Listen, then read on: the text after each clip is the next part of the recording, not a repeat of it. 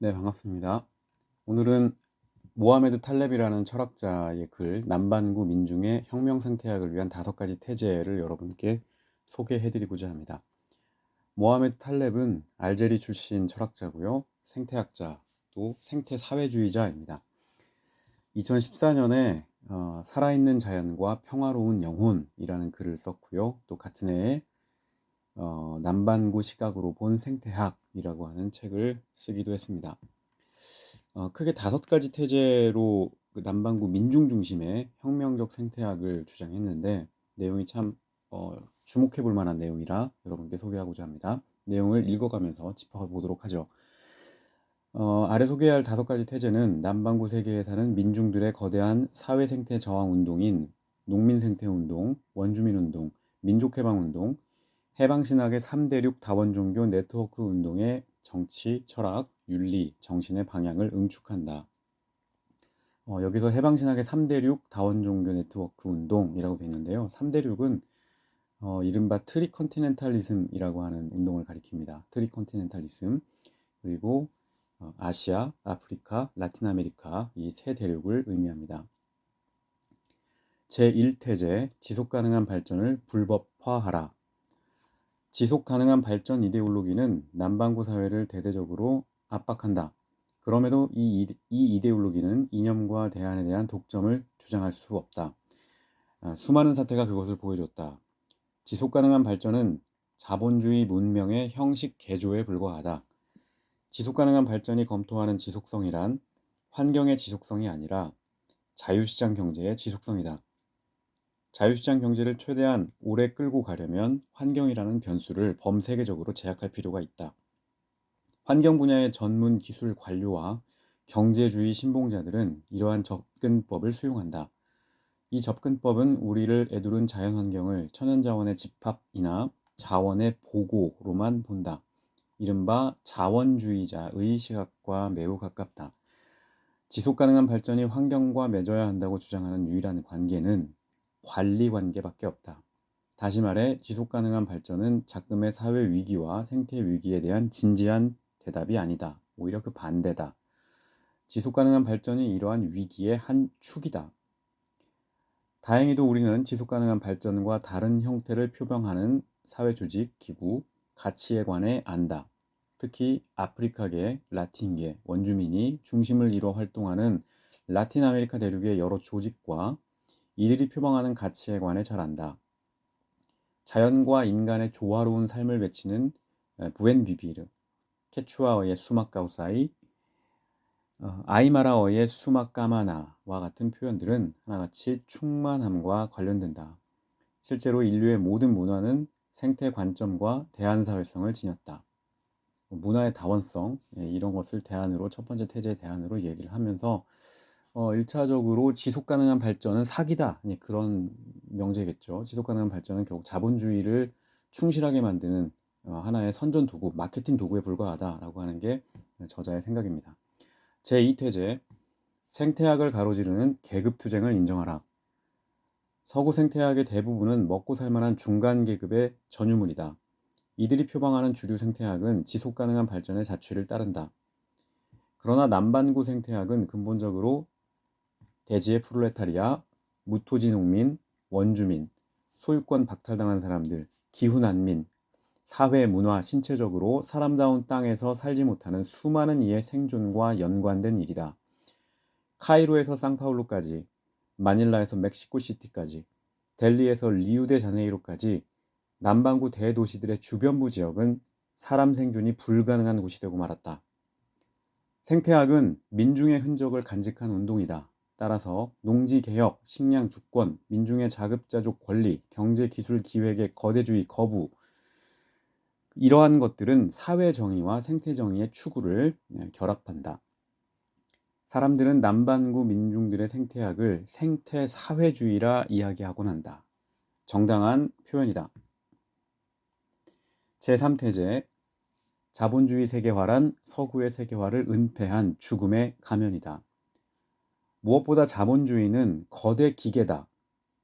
자본주의는 생명체를 지옥과도 같은 고통의 나락에 빠뜨리는 기업들이 짠 거대 기계이며 인류와 지구를 전쟁의 참화로 내모는 거대한 기계다. 그것의 이데올로기적 틀인 자본주의의 현대화는 과학기술 이성, 경제 이성, 진보 신화의 합작품이다. 이것이야말로 오늘날 남반구 민중들을 양산하는 세계화 과정들을 결정하면서 사회와 생태계에 갖은 위기를 유발하는 주범들이다. 그러나 세계화 중심 담론에서 우리가 망각하지 말아야 할 점이 있다. 곧 세계화는 서구화된 지구촌, 서구식 경제, 서구식 현대화, 서구식 학문의 양산에서 다소 떨어져 있다는 점이다. 오히려 우리는 세계화를 지구 차원에서 이루어지는 서구 자본주의 문명의 기획이라고 말할 수 있다. 세계화는 경제, 과학기술, 농업, 법, 문화에서 활발하게 작동하는 서구성을 폭로하는 용어다. 민중, 세계, 인류의 사회문화는 세계화에서 자율성을 누리는 역사 주체에 해당하지 않는다. 말하자면 이들은 세계화의 승자가 아니다. 탈성장은 이렇게 그 세계화 경제, 세계화라고 하는 건 결국 자본주의 경영의 일원화죠. 초국적 기업들이 주도하는 자본주의 경영, 이 경영 방식의 일원화고, 문화의 다양성, 다시 말해서 자본을 생산할 수 있는 다양한 창구들을 갖다가 일원화시키는 방식입니다. 그러니까 대항 자본을 형성하지 못하게 하는 겁니다. 남반구 생태학은 이러한 자본주의, 마치 거대한 기계처럼 돌아가는 이런 자본주의 메커니즘을 거부하고 다양성에서, 세계화를 벗어난 다양성에서 자기들만의 어떤 생산 방식이라든지 자기들만의 생존 방식을 기획할 수 있어야 되는데, 그 기획의 기저 구조는 경제라기보다는, 제 생각이지만 경제라기보다는 문화입니다. 문화.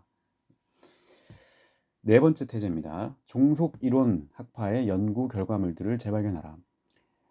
사회 생태의 위기가 세계화와 더불어 온 지구에 퍼지는 중이다. 무엇보다 이 위기의 뿌리는 자본주의에 있다. 자본주의야말로 작금의 위기를 만든 역사의 동력이다. 그러나 우리가 북반구와 남반구의 관계 혹은 중심부와 주변부의 관계를 구성하는 불이나 불평등의 문제를 제대로 의식치 않는다면 자본주의는 불명료한 상태를 유지할 것이다. 북반구와 남반구, 중심부와 주변부의 관계를 설정하는 토대가 바로 불평등 교환이다. 우리가 오늘날 사회 생태의 위기들을 이해하는 데 불평등 교환은 매우 중요한 개념이다. 불평등 교환의 전제는 선진국으로 이루어진 북반구 세계와 개발도상국이나 저개발국으로 이루어진 남반구 세계라는 이 두 개의 상이한 체계의 병렬 배치가 아니다. 오히려 이 교환의 전제는 선진국 북반구와 개도국 및 저개발국 남반구가 서로 밀접하게 연결된 단일한 체제라는 데 있다. 그러니까 벽렬하게 이렇게 두 가지로 찢어서 뭐 선진국, 후진국, 뭐 개발도상국 이렇게 나눠서 보는 게 아니고, 이게 서로 얽히고 설켜서 하나의 단일 체제를 만들어서 종속 관계를 만들었다는 겁니다. 우리는 남반구 세계에서 저개발이라는 명칭 대신 사악한 개발, 악독한 개발이라는 명칭을 써야 한다. 왜냐하면 남미와 아시아 국가들에서조차 특정한 조건에서 착취, 개발, 생산, 소비 능력이 상승했음에도 불구하고 여전히 개발과 발전 개념은 종속 자본주의의 또 다른 이름을 벗어나지 못하기 때문이다. 사람들은 지난 1960년대 이후로 불평등 교환에 대해 성토했던 종속 이론가들의 작업이 어떤 점에서 오늘날에도 현실성을 확보했는지 이야기하기 어려울 것이다. 남반구 세계의 환경을 약탈하고 민중들을 착취하는 현실이 지금의 북반구와 남반구 관계를 설정한 규칙들인데도 말이다. 우리는 몇몇 종속이론 연구의 선구자들의 의미를 재발견해야 한다. 사미르 아민, 이메누엘 월러스틴, 아르기리 에마누엘, 셀스 프루타두, 앙드레 군도 프랑크, 라 브레비슈, 파이샬 아스리와 같은 인물들은 지구의 경제 전략적 장면에 획기적인 변화에도 불구하고 자본주의 세계 경제에 대한 분석에서 여전히 참고해야 할 인물들이다. 제5태제, 세계를 환멸감으로 점철한 자본주의를 끝장내자. 우리가 옹호하는 보편성은 서구 부르주아의 보편성을 철저히 부술 것이다. 이를 전제로 우리는 생태, 사회, 해방 철학을 새로운 보편성의 토대로 삼을 것이다. 절대 일자, 그 대문자로 표현할 수 있는 그 일자는 단수형이 아니라 복수형으로 그리고 다양하게 굴절한다. 어떤 것도 유일하고 결정적인 의미나 진리로 구현됐다고 주장할 수 없다. 진실을 이야기하는 다양한 방식들이 존재하며 복수 형태와 각양각색의 다채로운 얼굴들이 존재한다. 우리가 추구하는 보편성이란 복수 형태의 보편성이고 다형, 다색적인 보편성이다. 거기에는 다양성이라는 인장이 찍혀 있다. 우리의 강력한 생태 사회 사상은 이러한 다양성을 다음과 같이 제시한다. 곧 지구의 생물 다양성은 단순히 생태계와 환경에만 속하는 문제가 아니다. 이것은 문화, 문명, 정신의 문제이기도 하다. 고대인들의 투쟁을 망각하거나 인류 문화의 근본 투쟁을 망각한 상태에서 생태 사회적인 대안을 생성하기란 불가능하다. 세계에 흩어져 살아가는 민중들은 제 부족의 언어들로 문제의 원인들을 이야기할 수 있어야 한다. 그래야만 비로소 자기 해방과 자기 환경의 문제를 자기 스스로 짊어질 수 있을 것이다. 이것은 당사자에게만 국한된 지엽적인 문제가 아니다. 오히려 인간주의를 구체화할 문제이며 세계의 다양성에 정박한 보편성이 복수 형태로 이곳저곳에 분화되어 가는 문제이다.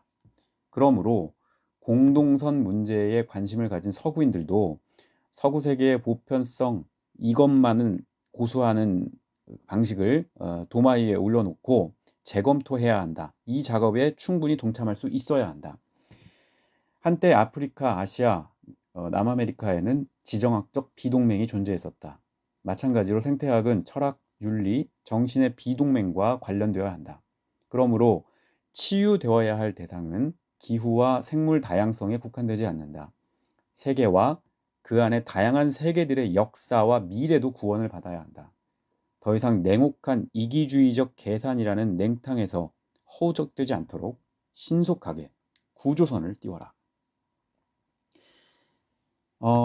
이 글은 선언문 형태로 굉장히 경문 형태로 되어 있기 때문에 좀 보는 내내 가슴이 좀 이렇게 뜨거워지는 부분도 있었고 또 좀 너무 이렇게 일방적으로 이렇게 찢어서 남반구와 북반구 이렇게 찢어서 보는 건 아니냐라고 하는 의구심도 좀 생기곤 했습니다만 어쨌든 지금 현재 주류 생태학이 이야기하는 그 생태학적인 뭐랄까요? 생태학적인 사기라고 저는 표현하고 싶은데 사기 혹은 기만 예, 마치 남반구를 생각하고 그런 사람들에게 뭔가 보상을 해주고 보상을 통해서 자기들이 할 일을 다 했다라고 그렇게 얘기하는 그런 방식의 생태학이죠. 뭐 착취를 더 이상 하지 않겠다, 원자재 착취를 금지하겠다, 뭐 이런 말은 전혀 하지 않죠. 지속 가능한 발전을 하려면 계속 착취를 해야 되니까. 근데 이런 형태의 자본주의를 내자라고 하는 이 견해에는 상당히 동의를 하고 또 이런 방식이 아니라 문화의 다양성, 민중들의 어떤 사고에서부터 출발할 수 있는 그런 형태의 생태 운동이 필요하다라고 한 주장에도 십분 공감합니다.